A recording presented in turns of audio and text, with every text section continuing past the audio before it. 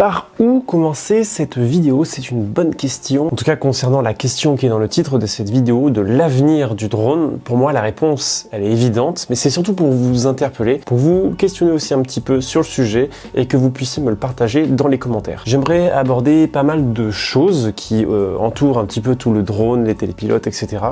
Et je voulais voir un petit peu mon point de vue par rapport au vôtre pour voir si il y avait que moi qui pensais ça ou si on était beaucoup, et aussi voir un petit peu votre vision sur l'avenir du drone, non seulement du drone en général dans notre société, mais aussi par rapport à votre utilisation, parce que c'est vrai que des fois on se dit ah le drone c'est une mode, ah mais en même temps il y a tellement de personnes qui l'utilisent de plus en plus, il y a toujours des marques qui continuent à faire des drones, c'est pas pour rien, parce qu'il y a un marché, les choses évoluent, les technologies évoluent, je pense que c'est très intéressant d'en discuter et j'espère que vous serez beaucoup dans les commentaires à jouer le jeu.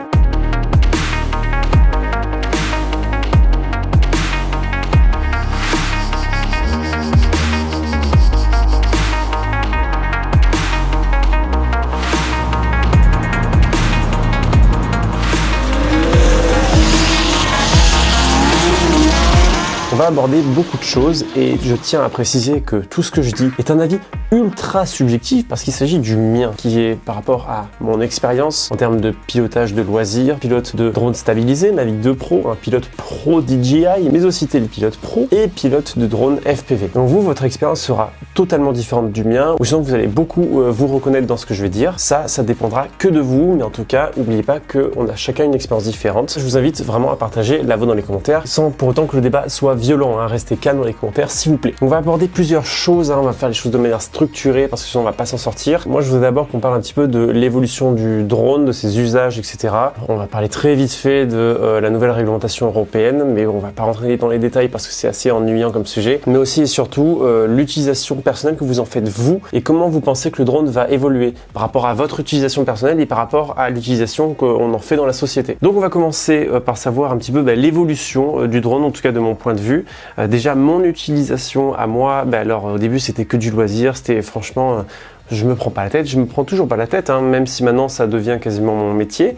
Ça n'empêche pas que en termes de plaisir, de pilotage, c'est toujours pareil, sauf qu'il y a les drone racers là-bas qui ont changé énormément de choses dans mon quotidien de télépilote. Et pour moi la plus grosse claque c'est le drone FPV qui a bouleverser un petit peu le monde du drone. Mais les mérites ne sont pas uniquement au drone FPV, ils reviennent aussi à Real Steady Go, le logiciel de stabilisation dont je vous ai souvent parlé, qui est un logiciel de stabilisation incroyable pour les GoPro Hero 6 de préférence, qui sont c'est le plus optimisé, qui stabilise l'image comme on l'a jamais vu et ça donne des images professionnelles d'une qualité incroyable sur un drone hyper compact, sportif, qui nous offre autant de possibilités que notre originalité, que notre créativité. Et l'arrivée des vidéastes dans le monde du FPV a beaucoup entraîné le fait que ça soit de plus en plus démocratisé. Parce que c'est vrai que ça fait longtemps quand même que j'entends parler du drone FPV, on m'en parle depuis je pense 3 ans, ouais 3 ans je pense c'est ça. Et au final au début je trouvais aucun intérêt parce que ça faisait que vibrer, c'était pas fiable, ça allait pas loin, ça n'avait aucun intérêt pour moi qui était vraiment plongé dans le cinématique. Et maintenant quand tu peux mettre des GoPro Hero 6 qui filment en 4K avec une superbe image stabilisée comme s'il y avait une stabilisation mécanique, c'est assez bluffant. Puis maintenant vous le voyez et je le vois de plus en plus dans mes commentaires et dans les vidéos que je fais. Vous aimez le drone FPV à un tel point que à chaque fois que j'en parle pas dans mes vidéos, c'est pourquoi t'as pas fait des plans FPV? Oui, ça prend une ampleur assez incroyable, en même temps c'est quelque chose de nouveau qu'on voit pas souvent, ça demande de l'expérience de pilotage, il y a beaucoup plus de satisfaction avec les plans FPV parce qu'on voit une amélioration de qualité de plan, de qualité de pilotage, voilà. Forcément, on a de plus en plus envie de voler. Maintenant, je vole beaucoup plus souvent avec mon drone FPV qu'avec mon Mavic 2 Pro. Mon Mavic 2 Pro, je le sors que lorsqu'il y a des plans extraordinaire ou pour des prestations. Évidemment, je vais le prendre pour les Dolomites, ça paraît évident. Après, ça n'empêche pas que si j'ai un drone à amener, un seul, c'est le Mavic 2 Pro. Et c'est là que c'est très difficile de trancher, c'est est-ce qu'on est plus Mavic 2 Pro ou est-ce qu'on est plus drone racer. Donc vous savez quoi, je vais faire une petite fiche sur le côté, un petit sondage pour savoir si vous avez un seul drone à prendre avec vous, si vous pouvez acheter un seul drone, le Mavic 2 Pro ou un drone racer. Pour moi, clairement, c'est le Mavic 2 Pro. Ça reste quand même un drone qui est extrêmement bon, qui peut aller partout, très compact, alors que le drone racer faut 15 000 batteries, ça coûte cher. grosse radiocommande, c'est pas pratique, ça peut se casser, c'est beaucoup moins fiable qu'un Mavic 2 Pro avec le Rototom, etc. Même si ça devient de plus en plus fiable les drones racer. Pour moi, le Mavic 2 Pro, c'est pour l'instant le meilleur drone qu'il y a sur le marché. Hein, pas évidemment, je compte pas les Inspire 2, etc. qui sont beaucoup trop volumineux, qui sont moins fiables, on peut les transporter dans beaucoup moins d'endroits, donc c'est pour ça, enfin de mon point de vue, c'est le Mavic 2 Pro qui l'emporte. Après, c'est sûr que si je faisais pas de la vidéo, si je vous faisais pas des vidéos à vous, si j'avais un drone à choisir, ce serait le drone FPV parce que là, je kiffe en fait. À chaque fois que je vole, je peux faire n'importe quoi que je vais kiffer. Même si je vous partage pas, il y a plein de fois où j'ai fait des petites sessions de FPV où je vous ai rien partagé parce que c'était juste pour le plaisir, pour m'entraîner, voilà. Et en plus de ça, les clients demandent de plus en plus des séquences faites avec des drones FPV en indoor, que ce soit proche de voitures, de courses, où on a vraiment besoin de plans dynamiques. On les voit de plus en plus dans le monde automobile, dans les publicités pour annoncer de nouveaux véhicules. Et c'est pas pour rien parce que voiture et drone racer, c'est un petit peu raccordé quand même. Et on a beaucoup plus un côté immersif. Donc évidemment, j'ai fait des notes, sinon je vais pas m'en sortir. À ce niveau-là, on va s'arrêter. Et c'est vrai que, en fait, si on avait des petits points à faire sur le drone stabilisé et le drone racer, d'abord sur le drone stabilisé, ben, en fait, en ce moment, ben, c'est sûr que ça devient un peu redondant, on sait pas trop. Le Mavic 2 Pro, ça fait 2 ans qu'il est là, il est toujours imbattable. On attend depuis un an un Mavic 3 Pro, ils le sortent pas. Pourquoi? Parce que le Mavic 2 Pro est trop bien et ce serait pas pertinent de faire un Mavic 3 Pro comme ils font un dernier iPhone. Donc ouais, c'est vrai, au final, le marché, il évolue pas trop, hein, on l'a vu, les dernières sorties, c'était quoi chez DJI? Bon, parce que je vais parler que de DJI parce qu'il y a quasiment que, hein, c'est plus de 70% du marché. Parrot a carrément abandonné le marché des drones de loisirs. Donc oui, c'est quasiment que du DJI. En exagérant, en faisant le Marseillais, en fait, ça fait 2 ans qu'ils ont rien sorti parce que pour moi, la dernière grosse nouveauté, sans parler des Mavic Air qui sont des trucs petits, le plus gros gap a été le Mavic 2 Pro et le Inspire 2 avec la X7 qui filme en 6K. À part ça, c'est sûr qu'il n'y a pas grand chose qui change. Après, c'est vrai qu'il y a de plus en plus de fonctionnalités autonomes de prise de vue. Pour moi, pour mon utilisation propre et pour le monde professionnel du drone, les vols autonomes et tout ça, ça m'intéresse pas beaucoup. Après, au niveau du drone FPV, il y a aussi beaucoup de choses à dire. Alors d'abord, bon, ça devient de plus en plus démocratisé, on voit des drones de partout. Moi, ce que j'aime bien, déjà, il y a une notion de partage, une notion de passion envers tous les télépilotes. C'est on va tous au même endroit, on fait nos petites sessions sans prise de tête. Il n'y a pas de qui a la plus grosse.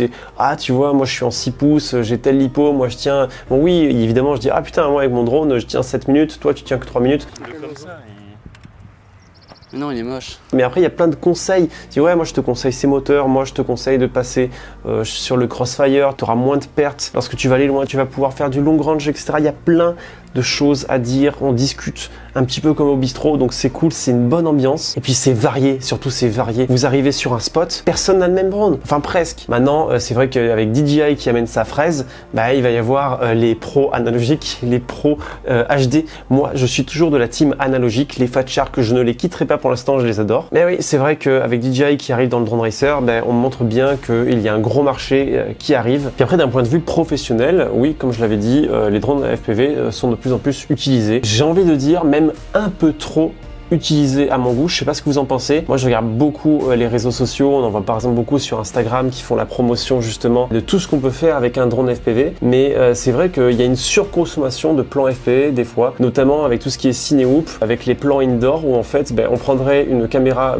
comme celle-là que je filme sur un Ronin, on obtiendrait quelque chose de beaucoup mieux, un petit peu moins dynamique, mais ça n'empêche que la qualité de l'image sera bien plus satisfaisante. C'est vrai que des fois, il y a des plans FPV, je comprends pas trop. Une caméra sur un stabilisateur ferait largement l'affaire. Puis aussi maintenant, il y a tout le monde qui se met à mettre des énormes caméras sur les drones racers, avec des drones racers qui font la taille d'une table pour mettre des RED, pour mettre des GH5, des A7 III, enfin il y a plein de choses, les Blackmagic. La mode en ce moment, c'est vraiment ça. J'ai pas envie de froisser les gens qui utilisent ça, c'est sûr que c'est très bien pour pouvoir essayer de viser un petit peu plus haut les clients, pour plonger dans le monde du cinéma et tout ça. Pour le peu de vidéos que j'ai regardé, en fait quand on voit les plans ils tremblent, ils sont pas du tout stables. On a une meilleure qualité d'image, mais ça tremble, c'est flou. Et surtout, on risque tellement d'argent. Mais après, honnêtement, pour moi, c'est que pour attirer une certaine clientèle. Pour ma part, je pense qu'il est beaucoup plus important d'avoir une image bien stable et propre qu'une image avec une meilleure résolution qui trempe partout. Puis d'ailleurs, pour ceux qui se sont amusés à faire l'expérience, j'aimerais bien avoir votre avis. Pourquoi vous avez fait ça? Si vous pensez qu'il y a un avenir là-dedans, je préfère largement investir dans un Inspire 2 avec une X7. Pour moi, ce sera beaucoup plus efficace parce que c'est vrai que ces gros drone racers deviennent plus gros que des Inspire et ils vont faire le job moins bien. Et en plus de ça, je vous raconte pas comment c'est la galère d'assurer ça. Donc vous allez dire à votre assurance que vous allez mettre une caméra RED sur un drone racer, vous allez voir la tête qu'il va vous faire. Ah putain, qu'on en parle aussi, j'ai envie de lancer une série de vidéos sur vos crashs en drone FPV. Donc j'ai créé un hashtag DML Crash sur Instagram sur lequel je vous invite à poster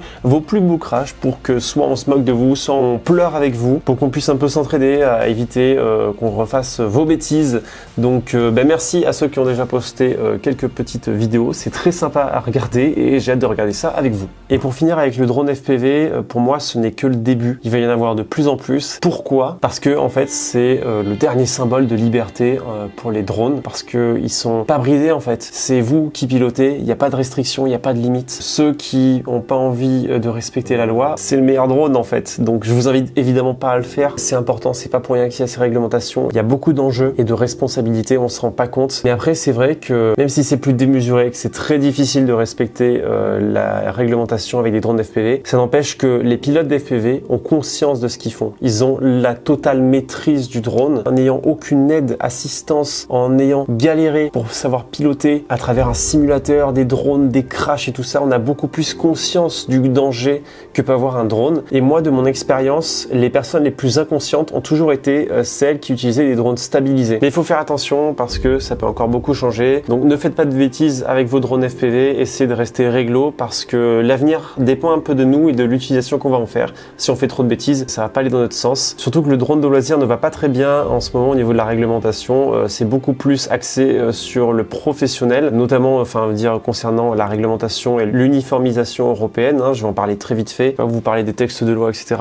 Mais en fait, tout est fait pour aider le développement de l'activité des télépilotes de drones professionnels, pour amener à ce qu'on en utilise de plus en plus, à faciliter les échanges pour qu'un télépilote français puisse facilement faire des prestations dans d'autres pays de l'Union européenne. Ça, c'est vraiment cool. Mais au niveau du drone de loisir, on est de plus en plus limité. Et c'est pour ça que je dis que le drone FPV, pour moi, il va y en avoir de plus en plus parce que si on a envie de voler à un endroit, on n'a pas envie de se poser de questions. Si on a le droit, on n'a pas le droit.